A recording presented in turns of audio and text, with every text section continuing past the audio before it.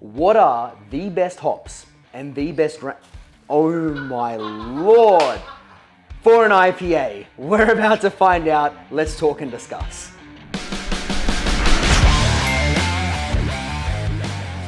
Welcome back, brewers and beer lovers, to Flying Wombat TV, the channel all about beer, banter, and bloody good times. And today we are discussing which is the best grains and the best hops to use for IPAs. Yes, I'm aware there's lots of different styles of IPAs, so that's why today we're going to cover for each given primary IPA style, what are the best grains to throw in to build the best backbone, the best body, the best mouthfeel, the best flavor, and then what are the best hops to contribute to give that characteristic hoppy punch of a West Coast or the juicy style of a NEPA or whatever it might be. Let's get stuck in and get started with grains. Before we jump into a specific style, let's lay down the foundation. For any IPA, you are going to be starting with a base malt. And generally speaking, you got three really good options. You got something classic like a Maris Otter, you got just a basic 2-row barley, or you got regular good old-fashioned pale malt, whether that's American, English, or Australian style, doesn't matter. It all starts with a predominant large quantity of really good quality regular ale malt. It was like I'm drinking a grainy espresso. Yeah. Let's start with the godfather of IPAs, the classic American West Coast, which is largely the reason for the craft beer revolution kicking back off and why we have so many awesome beers on tap now. But talking about the style, it depends how old school you want to go. If we're going proper old school, then it's like 90 to 95% regular base malt, whether it's ale, 2-roll, Maris Otter, whatever. And then the other 5% being crystal malt, typically a medium crystal. Reason for that being, you need that sweetness of flavor to carry through and combat the high levels of astringency and bitterness that you get from the hops, to combat the high alcohol content. You got to balance the holy trinity. So it's hops, sweetness, and alcohol. All of those need to work together to make a balanced beer. And that's where the medium crystal malt comes in. If we're talking more of the new school of thought of West Coast IPAs, a lot of commercial breweries now are kind of ditching the crystal malt, but they have to replace it with something. So typically, it's replaced with things like Munich malt. I'm a big fan of using light Munich malt in my West Coast IPAs. That breadiness and that warmth of biscuity, nutty flavor really brings the beer together and gives it a little bit of body and backbone. N/or using straight up dextrin malts. Dextrin is the thing that's inside those crystal malts that has that head retention and that body and that mouthfeel. You can literally buy dextrin malts now that are built just to provide body, head, and mouthfeel. So, in summary, 90-95% base malts and then a mixture thereof of either crystal, Munich, N/or dextrin malts. Let's talk hazies. It's no secret here that wheat and oats are going to be playing a big role in making this beer style so creamy and voluptuous and having such a silky mouthfeel. That's effectively what it's all about. Yes, you have your base malts, but they play a much lesser role in this particular beer style. For this, it's all about showcasing a combination of oats and wheat, especially with the more newer world of New England IPAs or hazies or whatever you want to call them.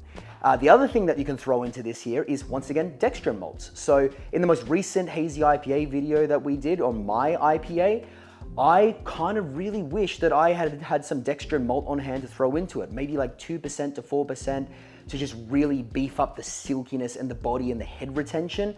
Felt like that would have taken the beer to the next level. So you're basically looking at around, say, 70% of your grain bill being regular ale malt or 2-row, and this is all in my opinion, obviously, and the rest of that being made up as a part of oats, wheats, and dextrin malts.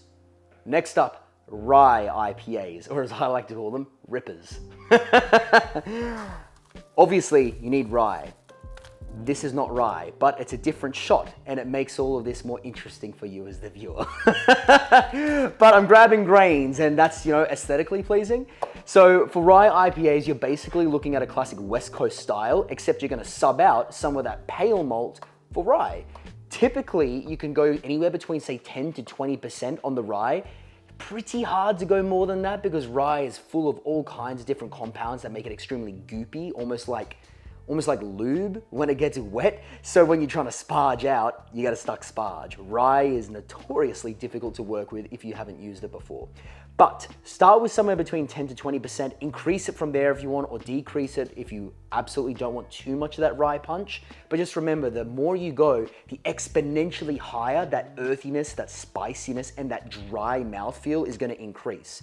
Rye really does dry out a beer, so use it in moderation. 10 to 20% of your pale malt, and for the rest of the grain bill, basically use the structure of a West Coast IPA. Finally, last on the list, the white IPA. This one, I don't know, I was wondering if we should actually talk about it or not, because in my opinion, my own humble opinion, a white IPA is basically just a NEPA these days, because NEPAs are using so much wheat and so much oats. I guess you could make a white IPA with the hop schedule being in a West Coast style, in which case it's not a NEPA, but it's kind of a NEPA. It's a weird gray area in this world of IPAs. But basically with a white IPA, you're looking at a West Coast grain bill style, except you're subbing out a lot of that pale malt, two-row, the base malt, subbing out a lot of it for wheat. So typically, you could go up to like 50% in wheat. Pretty hard to do more than that. Your beer gets extremely goopy and sparging becomes a massive issue, but that's effectively what it is. You've got up to 50% of that grain bill being wheat, the rest being classic West Coast IPA grain bill style, and the whole idea is you're basically making a wheat beer with an IPA hop schedule. Now, let's talk hops. I'm gonna preface this with the very beginning by saying this part is, in my opinion, much more subjective than grains. Yes, all recipes are subjective. Build your recipe to your flavor. But especially when it comes to hops, there's no true one right answer. You can kind of have a guideline for grains, but for hops, it's really, the world is your canvas. But if we're talking classic old school West Coast IPAs, there's a couple standouts that were like the OG hops that were used for everything. So when it came to bittering at the starter boil, it was always like Magnum and Warrior hops. When it came to late boil additions / dry hopping, it was often things like Chinook, Columbus, and Cascade. So the old school West Coast was, yes, having some of those citrus and grapefruit forward flavors, as well as a bunch of like more resinous, piney style flavors. It was way less fruity, way less like fruit salad than the IPAs of today, and was really leaning hard into grapefruit acidity and that pine flavor and that almost earthy like characteristic, and that really dankness, like an old school dank West Coast IPA, which I still really, really enjoy, but are kind of becoming progressively harder to find. So now let's talk new school. When it comes to the new school world of IPAs, you kind of have this weird crossover between West Coasts, hazies, NEPAs, white IPAs, rye IPAs, pretty much everything you can think of. The world has kind of moved towards new world styles of hops. So rather than there being this clear split between this is West Coast and this is hazy, it's kind of more about how you use the hops rather than what hops you use. So when you use them, how you use them. But if we are talking what hops are the most common in the new school of West Coast IPAs and the best ones for very juicy, hazy IPAs, it's gotta be the new school stuff with really high hop oil content. So we're talking things like Amarillo, Citra, obviously, El Dorado, Galaxy, Mosaic, what else? Nelson Salvin, I actually never know how to pronounce that one. And Simcoe, of course, Simcoe. Sabro, there's so many of them, the list kind of goes on. If you're talking about trying to make something extremely juicy, my opinion is to combine things like orange juice flavor with fruit salad flavor with a little bit of citrus. So I would go something like an Amarillo for that kind of orange style citrus. I would then go El Dorado for that fruit salad, that candy-like flavor. And then I would go Citra for that classic tropical juice bomb punch. That's my holy trinity if you're trying to go for something extremely juicy for a big fruity hazy. So just to clarify, talking about how and when you use them being really important, if we're talking something like a hazy, it's really late additions. A lot of NEPAs may not even use a bittering addition anymore. They literally just throw everything into the whirlpool, because when you whirlpool, you're losing less hop oil. That hop oil is what you want for that juicy character, and you're not causing isomerization of the alpha acids, which is where you get that bittering flavor come from. So if you're talking hazy styles, it's all late additions and tons of dry hopping. If you're talking about a West Coast, you're obviously gonna have a big, generous, healthy hop addition quite early in the boil because you want high IBUs. And then you're probably gonna have a late boil addition before flame out. And then you might even do a whirlpool as well. But you want more that isomerization to get that bittering effect from the hops, not just the hop oils itself. So it's more about when you throw them in on the brew day versus which actual hops you're going to be using on the brew day. Does that make sense? I think it makes sense. As Odin behind the camera so elegantly just put it, it's not how big it is, it's how you use it. It's not the size, it's the motion in the ocean.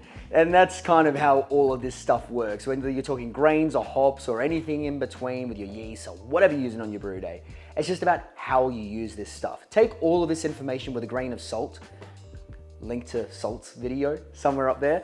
But take it all with a grain of salt. I'm not saying that any of these is the one definitive way to do it. I'm not saying that I have all the answers. I'm saying these are my rough guidelines when I'm constructing my hazy IPAs or my West Coast or whatever it is. This is the general rule of thumb I follow for that given style. So thanks for watching, guys. Don't forget to like and subscribe. And if you have any tips for any of the brewers watching this on IPAs of whatever given style you prefer, drop them in the comments. Let me know what you guys do. Let me know if you have tips and tricks that you use when it comes to any grains or hops with making an awesome IPA. And as always, keep brewing.